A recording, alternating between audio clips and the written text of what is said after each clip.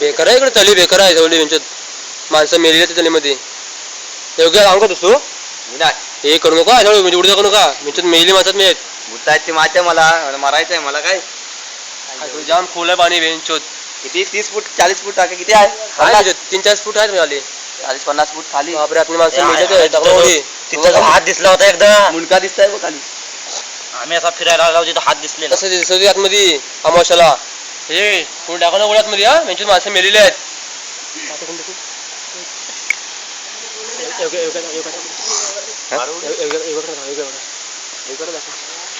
हे अवघ्या